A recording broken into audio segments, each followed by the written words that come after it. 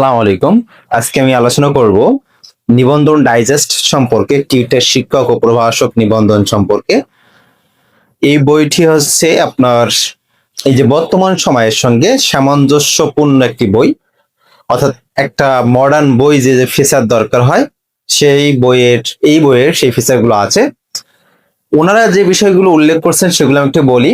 নিবন্ধন সিলেবাসের আলোকে সাম্প্রতিক তথ্যবলী প্রশ্ন ব্যাংক সংযোজন, নিবন্ধনের টাইপ ভিত্তিক প্রশ্ন ব্যাংক সংযোজন, বিসিএস প্রাইমারি প্রশ্নপত্র তথ্য আকারে সাজানো, নতুন বোর্ড বই থেকে বাছাইকৃত তথ্য সংযোজন, এটা হচ্ছে ওনাদের। এবং গণিত, ইংলিশ ও বাংলার প্রয়োজনীয় সকল টপিকের ভিডিও ক্লাস হচ্ছে আপনার কিউআর কোডে স্ক্যান করলে আপনি পেয়ে যাবেন। এটা হচ্ছে ওনাদের ফেসার। এবং কাদের জন্য বইটি? স্কুল পর্যায়টি এবং কলেজ পর্যায়ের জন্য হচ্ছে এই টিউটর শিক্ষক নিবন্ধন যে ডাইজেস্ট, এটি আসলে ডাইজেস্ট মূলত হচ্ছে বিসিএস কেন্দ্রিক হয়ে থাকে। তবে এখন নিবন্ধন কিন্তু গরিবের বিসিএস বলা হয়, যার ফলে নিবন্ধনটাকে এখন সেই আপার লেভেলে নিয়ে যাওয়ার হয়েছে, যার ফলে এই ধরনের বই এখন আমরা দেখতে পাচ্ছি। সো নিবন্ধন এই যে ডাইজেস্ট যেটা আছে টিউটর শিক্ষক ও প্রভাষকের, টিউটর শিক্ষক ও প্রভাষক নিবন্ধন ডাইজেস্টের আজকে আমরা হচ্ছে এ টু জেড আলোচনা করবে, ভালো দিক এবং খারাপ দিক। এখানে হচ্ছে শুধুমাত্র জেনারেল অংশের জন্য। আর এখানে ওনারা একটা মানে টাইটেল দেখুন, বাংলাদেশের এই প্রথম শুধু অধ্যায় ভিত্তিক নয়, টপিক ওয়াইজ অ্যানালাইসিস বই, এটি টিউটর পাবলিকেশন থেকে। সো আমরা এখন কথা না মানে বেশি বাড়িয়ে শুরু করতে পারি বইয়ের রিভিউটি। দেখুন, প্রথমেই এখানে ওনারা টপিক ভিত্তিক প্রশ্ন অ্যানালাইসিস ও সাজেশন এনারা দিয়ে দিয়েছেন, অর্থাৎ কোন টপিক থেকে কতটি প্রশ্ন এসেছিল, কোন বিষয় থেকে কতটি প্রশ্ন এসেছিল। যেমন বাংলাদেশ বিষয়াবলী মোট প্রশ্ন এসেছে 422টি, গড়ে প্রশ্ন এসেছে আপনার হচ্ছে 12টি। সো এইভাবে কিন্তু ওনারা প্রত্যেকটা সাবজেক্ট এখানে বিশ্লেষণ করেছেন। পাশাপাশি যেমন বাংলাদেশ বিষয়াবলীর কোন অধ্যায়টা বেশি গুরুত্বপূর্ণ, সাজেশন এখানে দিয়ে দিয়েছেন 3 স্টার 2 স্টার, ঠিক আছে। প্রশ্নের সংখ্যা কয়টা এসেছে, ঠিক আছে, পৃষ্ঠা নাম্বার কত, ওনারা ডিটেলস এইভাবে দিয়ে দিয়েছেন।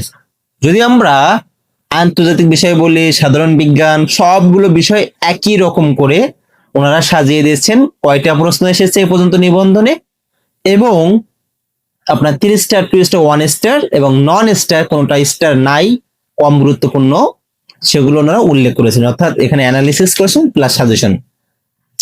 আপনারা যদি ইংরেজি দেখেন একইভাবে, বাংলা ব্যাকরণ যদি দেখেন পাশে স্টার দেওয়া আছে, ঠিক আছে, একই রকম ভাবে। সো এটা নিয়ে আর আলোচনা করে লাভ নেই। অর্থাৎ এখন দেখি যে বিষয়ভিত্তিক প্রশ্ন অ্যানালিসিস ও সাজেশন একই বিষয়, আমরা এখানে আর যাচ্ছি না, আপনি একটু দেখে নেবেন যে 18তমতে বাংলা ভাষা থেকে কয়টি এসেছে, 17তমতে কয়টি এসেছে, এটা জাস্ট অ্যানালিসিস ডিটেলস। দ্বিতীয় নাম্বার আমরা দেখছি 70 দিনে টিউটর নিবন্ধন ডাইজেস্ট শেষ করার study plan, read and revision method. এখানে 70 দিনের আপনার যেটাকে বলে রুটিন দিয়ে দিয়েছে, ঠিক আছে।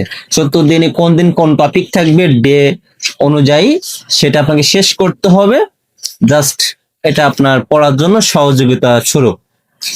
ওকে, তারপর হচ্ছে সিলেবাস দেওয়া আছে আপনার জেনারেল অংশের। সিলেবাস দেওয়ার পরে এখানে আপনার হচ্ছে শুরু হয়েছে, আপনারা দেখতে পাচ্ছেন সাম্প্রতিক সাধারণ জ্ঞান এখানে অ্যাড করা হয়েছে প্রথমেই, ঠিক আছে। তারপর হচ্ছে বাংলাদেশ বিষয় বলি সাধারণ জ্ঞানের মধ্যে, তারপর এইভাবে আমরা জানি আন্তর্জাতিক বিষয় বলি বিজ্ঞান থাকবে, ঠিক আছে, কমন। এখন সাজানোর বিষয়ে একটু আলোচনা করি যে কিভাবে ওনারা উপস্থাপন করছেন। আপনার ডাইজেস্টে জেনারেলি যেভাবে উপস্থাপন করার কথা সেভাবে করেছেন, অর্থাৎ টিকা টাইপের, কিংবা আপনারা যারা ডাইজেস্ট পড়েছেন কিংবা প্রফেসরের যে আছে আপনার কারেন্ট অ্যাফেয়ার্স আছে, যে যেভাবে পড়ে থাকেন, বা কিংবা প্রফেসরের যে বাংলাদেশ বিষয়গুলো আন্তর্জাতিক বিষয়গুলি আছে যে বইটি, ঠিক ওইভাবে সাজানো আছে। সো আপনারা এখানে দেখলে বুঝতে পারবেন। তো জেনারেল আপনার যেটা আছে সাম্প্রতিক জ্ঞানের উপর, তারপর দেখছেন গুরুত্বপূর্ণ এমসিকিউ এখানে হচ্ছে আপনার কি করা হয়েছে, উপস্থাপন করা হয়েছে বিভিন্ন পরীক্ষায় যেগুলো এসেছিল আপনার সাম্প্রতিকের উপর, ঠিক আছে।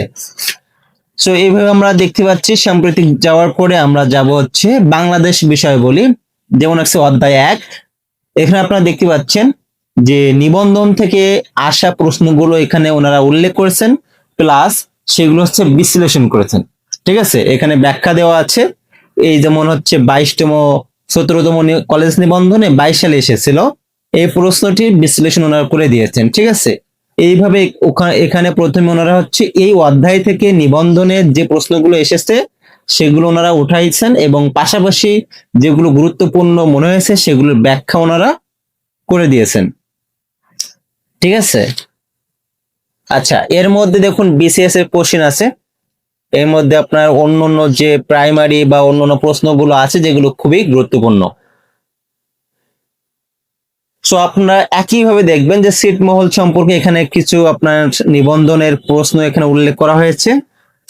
উল্লেখ করার পরে আপনার আমরা দেখছিলাম যে বিসিএস এবং প্রাইমারির কোশ্চেনও অ্যাড করা হয়েছে। যেমন হচ্ছে এখানে দেখুন 38তম বিসিএস, 17তম বিসিএস, এই 36তম বিসিএস এর কোশ্চেনও অর্থাৎ এই অধ্যায় ভিত্তিক অ্যাড করা আছে। এখন যদি আমরা একটু অন্য সাবজেক্টে যাই, দ্বিতীয় অধ্যায় একই ভাবে সাজানো বাংলাদেশ বিষয়াবলী। যদি আমরা একটু অন্য অধ্যায়ে যাই, এখানে কিন্তু আপনারা দেখছেন প্রত্যেকটা অধ্যায় শেষে ওনারা কি করছেন, গুরুত্বপূর্ণ এমসিকিউ আবার একটা পার্ট রাখছেন, সেখানে বিসিএস এর প্রাইমারির কোশ্চেন অ্যাড করা হয়েছে। ঠিক আছে, সেই এমসিকিউর ক্ষেত্রে। সো এইভাবে হচ্ছে বাংলাদেশ বিষয়াবলী গেল। যাওয়ার পরে আমরা যদি একটু আন্তর্জাতিক বিষয়াবলী দেখি, একই রকম আন্তর্জাতিক থেকে আসলে আপনার হচ্ছে নিবন্ধন খুব বেশি কোশ্চেন আসে না। তারপর যদি আমরা আইসিটিতে যাই বা কম্পিউটারেতে যাই, প্রযুক্তিতে যাই, একই বিষয় উপস্থাপন করছেন, তারপরে সেই অধ্যায় থেকে নিবন্ধনের কোশ্চেনগুলো অ্যানালিসিস করছেন বা উপস্থাপন করছেন। ঠিক আছে, ওকে। কম্পিউটার যাওয়ার পরে বাংলার দেখুন এখানে আপনার কিভাবে সাজানো হয়েছে। বাংলা আমরা জাস্ট প্রথম থেকেই শুরু করি, যে বাংলা সাহিত্য ব্যাকরণ।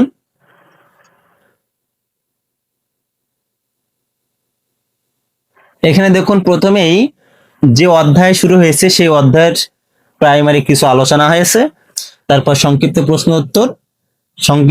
উত্তর, তারপর হচ্ছে বিগত সালে বিসিএস ও নিবন্ধন প্রশ্নপত্র হচ্ছে ওনারা উল্লেখ করেছেন। সো একইভাবে প্রত্যেকটা আপনার হচ্ছে টপিকের ওনারা এইভাবে আলোচনা করেছেন। যেমন ব্যাকরণের একটু প্রাইমারি আলোচনা, তারপর হচ্ছে সংক্ষিপ্ত প্রশ্ন উত্তর, তারপর বিগত সালে বিশেষ ও নিবন্ধন প্রশ্ন উত্তর ওনারা উল্লেখ করেছেন। এইভাবে আপনারা ব্যাকরণের প্রত্যেকটা জিনিস পেয়ে যাবেন। সো আমরা যদি ইংরেজিও দেখি, আচ্ছা, একটা নেগেটিভ সাইড আমরা বলি, যেমন ধরেন যে এখানে লেখা আছে বিগত সালের বিসিএস ও নিবন্ধন প্রশ্ন। এটা হচ্ছে আপনার কোন পার্ট, এটা হচ্ছে বাক্য সংকোচন। এখন কথা হচ্ছে যে বিগত সালের বিসিএস এর নিবন্ধন প্রশ্ন শুধু অ্যাড করা, আর অন্য যে আপনার পরীক্ষা হয়েছে অধিদপ্তরের সেই কোশ্চেন কি এখানে নাই? আছে, অনেক কোশ্চেন এখানেও আছে। আমার কথা হচ্ছে সেই অধিদপ্তরের নাম এখানে উল্লেখ করা নাই কেন? আবার যেটা নেগেটিভ পয়েন্ট, আবার দেখা যাচ্ছে শুধু বিসিএস এবং নিবন্ধন প্রশ্ন কি আমাদের জন্য গুরুত্বপূর্ণ? এর বাইরে কি অন্য আপনার হচ্ছে অধিদপ্তরের কোশ্চেন কি গুরুত্বপূর্ণ নয়? আছে, গুরুত্বপূর্ণ। তো সেগুলো হয়তো এর মধ্যে আছে। তাহলে ওনাদের কি করা উচিত ছিল, ছোট্ট করে এখানে উল্লেখ করা দেওয়া মানে করে দিলে ভালো হইতো, যে এই কোশ্চেনটি অমুক অধিদপ্তরে এসেছে, যাতে করে যারা রিডার আছে তারা পড়ার সময় এটি বুঝতে পারে যে এটিও একটি গুরুত্বপূর্ণ, কারণ এটি অন্য অধিদপ্তরে এসেছে। আর আমরা জানি নিবন্ধনে হচ্ছে কোশ্চেন রিপিট হয় প্রচুর, বিভিন্ন অধিদপ্তর থেকে আপনার হচ্ছে যে কোশ্চেন গুলো আসে সেগুলো পড়লে অনেক সময় প্রিলি পাস করা যায় হচ্ছে জেনারেল অংশে। সো এইভাবে দেখুন আপনার হচ্ছে বাংলা সাহিত্য আলোচনা করা হয়েছে, মধ্যযুগ সম্পর্কে প্রাইমারি আলোচনা, তারপর হচ্ছে বিগত সালের বিসিএস ও নিবন্ধন প্রশ্ন। আমারও একই এক্সকিউজ প্রত্যেকটা বিষয় টপিকের ক্ষেত্রে, যে কেন এই যেমন একটা আলোচনা করা হয়েছে আপনার হচ্ছে মধ্যযুগ সম্পর্কে, এর পাশে কেন উল্লেখ করা নেই যে হচ্ছে এটি হচ্ছে অমুক অধিদপ্তরে এসেছিল? তাহলে কি হইতো, আরো স্ট্রং হইতো, যারা রিডার থাকতো, যারা পাঠক আছে, তারা আসলে আরো শক্তভাবে সেই বিষয়টা পড়তো বা সেই কোশ্চেনটা পড়তো। সেটা একটা নেগেটিভ পয়েন্ট। আচ্ছা, আরো কিছু কিছু বিষয় আপনাদের আমি এখানে উপস্থাপন করছি, ম্যাথ আছে এখানে। ম্যাথ বা ইংরেজির এইগুলো যাদের বেসিক ভালো আছে তারা আসলে এটি মানে আপনার কার্যকর হবে। আর যাদের বেসিক নাই, কারণ আসলে এই যে এক বইয়ে সবকিছু আছে আর এক বইয়ে সবকিছু ব্যাখ্যা বিশ্লেষণ করা পসিবল না। তো সেই ক্ষেত্রে আপনার কি করতে হবে, অন্য বই থেকে আপনাকে বেসিক অর্জন করতে হবে। তারপর আপনার হচ্ছে এই ম্যাথ বা ইংলিশ গুলো আপনি সহজেই হচ্ছে প্র্যাকটিস করতে পারবেন। যেমন ঐকিক নিয়ম শুরু হয়েছে, গুণের ঐকিক প্রাইমের একটা আপনার আলোচনা হয়েছে, তারপর হচ্ছে ম্যাথ শুরু হয়েছে। ম্যাথ এইখানে দেখুন যে পাশে কিন্তু দেওয়া আছে যে নিবন্ধনের কোশ্চেন এগুলা, ঠিক আছে? নিবন্ধনের কোশ্চেন গুলো আপনার আলোচনা, এর বাইরেও কিছু কোশ্চেন আছে যে নিবন্ধনে আছে সেটা না, যেমন সহকারী শিক্ষক 11 হাসনা হেনা, ঠিক আছে? কিংবা এখানে আপনার দেখা যাচ্ছে যে অ্যাকাউন্টেন্ট কিসের জন্য আসছিল 19 সালে। তো এখানে আছে দেখুন যে পল্লী উন্নয়ন কর্মকর্তাদের এই প্রশ্নটি এসেছিল। হাওয়েভার সো টুকটাক দেওয়া আছে আর সব জায়গায় দেওয়া নাই। আমার মনে হয় পরবর্তীতে যে আপডেটটা আসবে সেখানে ওনারা অ্যাড করে দেবেন, বিভিন্ন অধিদপ্তরের নাম উল্লেখ করে দেবেন, যাতে করে ছোট ছোট করে, যাতে করে আসলে যারা রিডার থাকবে তারা বুঝতে পারে এটাও ইম্পর্টেন্ট, কারণ কোনো না কোনো অধিদপ্তরে এরা কোশ্চেন করছে। তো এখন হচ্ছে আপনাদেরকে আমি কিছু কোশ্চেনের উত্তর দিচ্ছি, ঠিক আছে? ভালো সাইড নিয়ে আপনার হচ্ছে খারাপ সাইড নিয়ে। 1 নম্বর বিষয়টা হচ্ছে একটি বই পড়লে হবে কিনা। না ভাই, একটি বই পড়লে হবে না। একটি বই পড়ে আসলে কখনো আপনার হচ্ছে চাকরি পাওয়া যায় না। আর এখন নিবন্ধন অনেক হার্ড। তো সেক্ষেত্রে আপনার অন্য অন্য বই পড়ে বেসিক অর্জন করবেন। আর এটা আপনার হচ্ছে রিভাইজ হিসেবে অসাধারণ হবে। অর্থাৎ সারা বছর আপনি বিসিএস এর প্রিপারেশন নিয়েছেন, এখন নিবন্ধন সম্পর্কে কোনো ধারণাই নেই, আপনার নিবন্ধনের টপিক ধারণা নেই, বা নিবন্ধন সম্পর্কে আপনি 15 দিন বা 1 মাসের একটা মানে প্রস্তুতি নিতে চাচ্ছেন, তখন আপনার জন্য এই বইটা বেস্ট অপশন হবে। কারণ এই বইটা আধুনিক মানের, অনেক সুন্দরভাবে সাজানো হয়েছে। তো সেক্ষেত্রে আমি সাজেস্ট করব। আদারওয়াইজ বেসিক না থাকলে এটা আপনার জন্য কি হবে, উপযুক্ত হবে না। বেসিক অর্জন করুন, এখানে আসুন, খুবই ভালো হবে। আগে যারা আসলে আপনার ওই যে হয় না নিবন্ধনের জন্য একটা প্রশ্ন ব্যাংক পড়তেন, আমার মনে হয় এই বইটা এনাফ। ঠিক আছে, ওই প্রশ্ন ব্যাংক ছাড়া আপনি এটা পড়লেও এনাফ হয়ে যাবে আপনার জন্য। আর যে বিষয়গুলো এখানে নেগেটিভ সাইড আমি বললাম, যে বইয়ের যে তথ্যগুলো দেওয়া হয়েছে, বিগত সালের বিসিএস এবং নিবন্ধনের কোশ্চেন অ্যাড করা হয়েছে, কিছু জায়গায় প্রাইমারি কোশ্চেন অ্যাড করা হয়েছে। আমার কথা হচ্ছে যে যদিও আসলে ডাইজেস্টে আপনার এমসিকিউ কম থাকবে, এটা স্বাভাবিক। তবুও যেগুলো আপনার হচ্ছে প্রশ্ন আকারে দেওয়া আছে বা এক কথায় প্রশ্ন উত্তর দেওয়া আছে, সেগুলোর পাশে যদি বিভিন্ন অধিদপ্তরের নাম উল্লেখ করা হয় ছোট ছোট করে, যদিও কষ্টকর তথাপিও এই জিনিসটা খুবই স্ট্রং হবে, এটা আমার সাজেশন। সো আশা করি যারা আসলে বিভিন্ন বই কিনতেছেন তারা অবশ্যই এই টিউশন নিবন্ধন ডাইজেস্টটি দেখতে পারেন। আসলে এই লেখক উনি আমাকে কোনো টাকা পেইড করেননি, তো সেক্ষেত্রে আপনারা বলতে পারবেন না যে আমি আসলে বইয়ের দালাল। সো আপনারা চাইলে বইটি কিনতে পারেন, বইটি খুবই ভালো বই, আমার কাছে খুবই পছন্দ হয়েছে পার্সোনালি।